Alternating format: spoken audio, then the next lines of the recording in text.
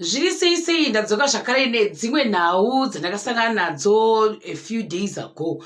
Yakutanga ndeyekuti handizi kuti shuwa yakauti isitandi repaindaneti rekuti bhudhi Hello Commander nani naJusu vokuda vachitata hanzi congratulations nepamuviri showa bhambu hazvina kushata kushuwa bhambu is good. Saka mubhambo wacho ni ndowainzi kuradze sei chibuda paya. Saka who am I to judge? So let me also say congratulations kune ivo vanhu vaviri ava. Right, vamwe vakati kune kuda kwei matiudza panapa kuti ndo zviripo zvakadai ndobva chatenderera. Hazvina kushata. Toachibva ipapo toenda panhau yevanhu vatinoti maselebhu or mafelebhu eneZimbabwe.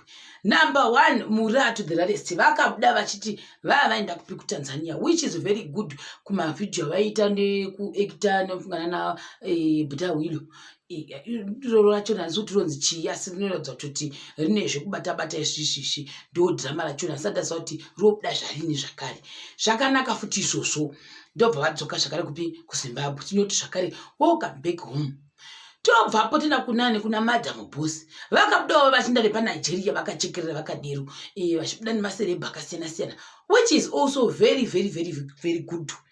Asi nhau yakazoya pakuti pavakatambigwa panhandare vatambigwa panhandare apa kwazi kuti kuna mwana zvifanira kuti neda kwei ruzhinji rwevanhu rwakwanisa kupesasa makumbo achiti tuchacha kuenda kuairport kundotambira Madam Boss.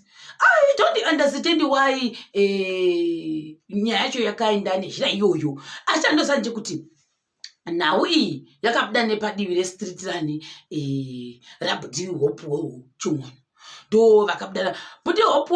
Yes, kuna mwana usingazivi ini nekuti Budhi Hope ndakatanga kunyatsa kuvaziva last year, asi this year ndiri kuvaziva neimwe zhira iri a little bit different zvakare. Ndakaziva vachita zvavanoita izvozvo vachibuda asi gwendo guno ndakaona mapicture avanenge vachiposta. Hakuna unorambidzwa munhu kuposta picture, hakutomborina munhu unzi ndapa muchinjiko onzi iwo karori kwava muchinjiko nekuti wakaposta mabhanzi ako kana kuti wakaposta Facebook rako. You can post whatever you want. Unogona kuposta sondla, unogona kuposta gurwe, unogona kuposta chikuhuhu, zvinongotenderwa nekuti ipeji rako. So everyone has the right of doing what they want papeji pavo. Mona manje saka this year in 2021 ndo pandikunyanya kunotisa Budhi Hope vachiposta iwo zvinenge zvakadaiwo so zviya nzodani mapronzi kuti ndonzi octopus kuti ndonzi shirimpu I don't know, asi vari kuzviposta zvikafu kunoratidza kuti munofanira nofunga zvekubika futi Budhi Hope.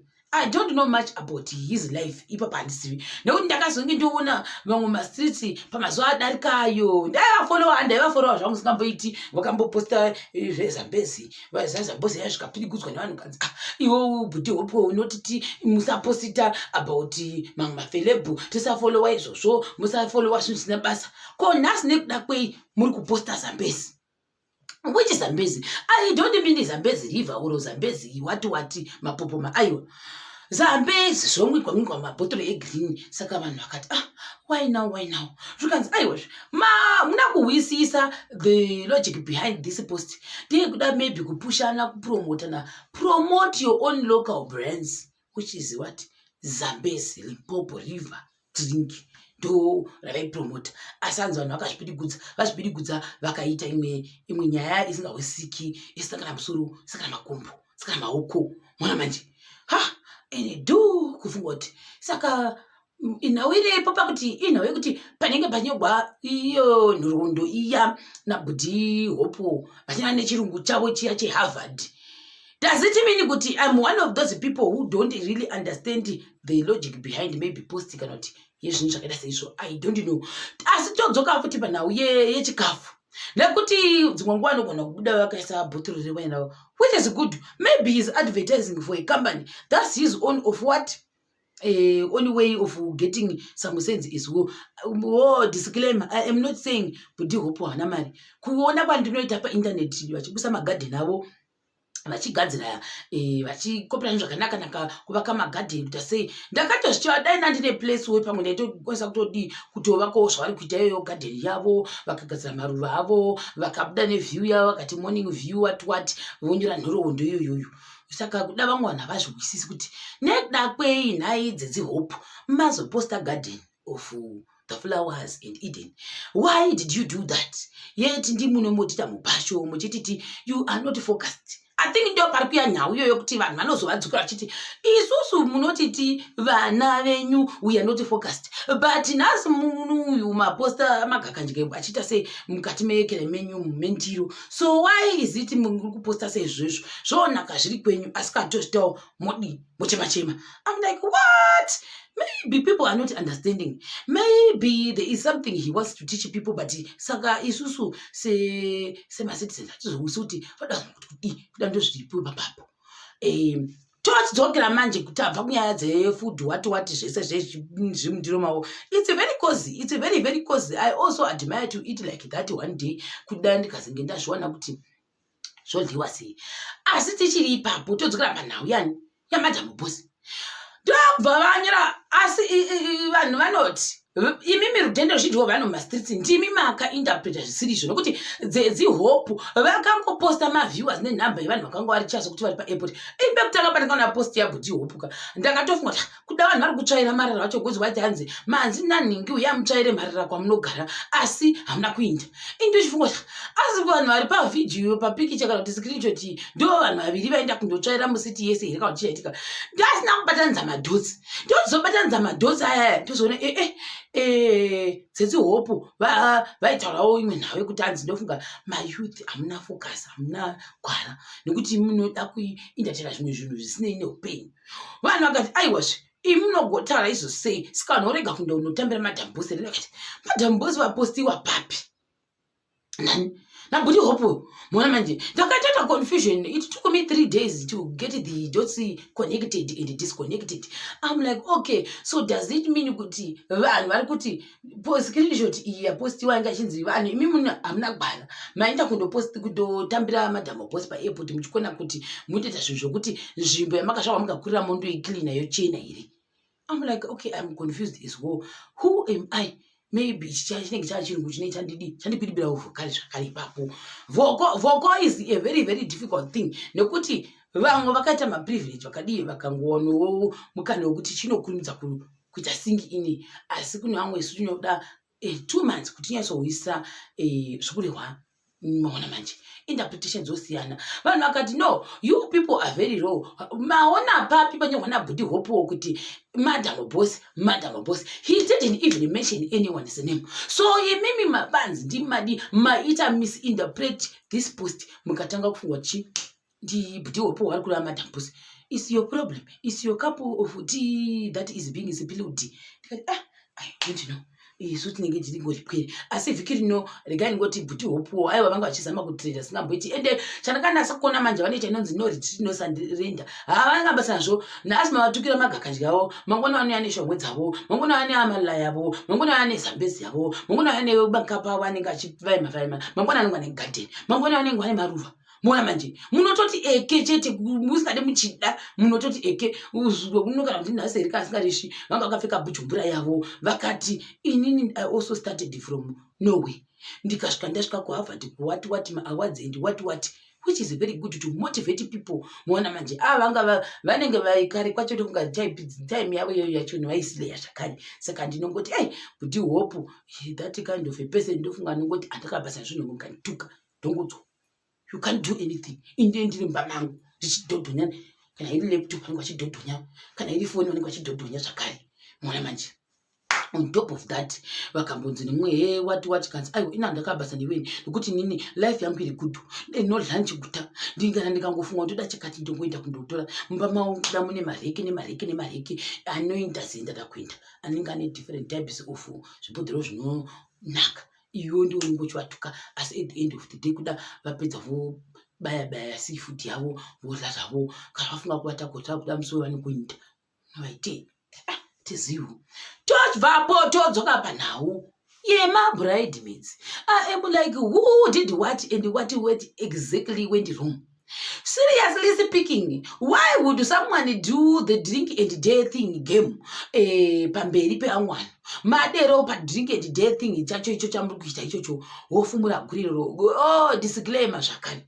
I am not saying zvakaitwa nemuyu muyekera uyu iye muzvina mutatu uyu. Ukana kuti muzvina lobola day uyu. Zvakanaka zvakaipa definitely is wrong kuti kuda wangu ane mwana anga chiti ndio murume wake asi murume waya kwanza asiye chi muridzi wemwana apa kwanzi mwana yakafanana na boyfriend sisingamboiti ava bridesmaids ava vanyucha kuda tichaziva nje kuti indagara pasi ndikafunga kuti is it because one of the bridesmaids was a jealous person saka tinoti rejealous ranga rakamubata mudzimai uyu akandoita during the day wachoka kuti mwana wawo naye hasi wako ivi naimi kutengeswa mwana hasi wako mwana manje ndio zvimwe zvezvinhu izvozvo zvokuti why would someone do something like that? This is very wrong. You were supposed to let these people solve their own issues. Mudzimai uyu wakafumura kukabvundura kudero pa truth and day yako. Waifanira kunge wakamusiya iye pachezva yake ndiye aizofanira kuudza munhu wake kuti mwana uyawe akanga warawa manikiri boyfriend wangu saka ndio kumbiro rege ndizvo zvakaita muona manje zvikanzi apa murume uyu waida mwana wake sikamboiti zvikanzi zvichimboitirwi iyo vanhu vanotevera ava mabridesmaids wachoni zvikanzi kufunga kwenyu munofungwa ndeupu wakaita Judas Iscariot saka pavakadzi vatata vari kubuda vachitsenda izvozvi mumwe wakabata musoro mumwe wakabata akadai mumwe vese vanoratidza kuti tava maslay queen which is very good. There is nothing wrong about being a slay queen. It's just in nature in you. So kuti ndo zvauri asi pakuzoita musinecho muzuva rimwe achibvisirwa mari yake ketu mombe ne7 ne3 iwo fungwa ndo pakanaka ipapo pekuti unge uchibvundira munhu. I don't know if it's very nice to do that.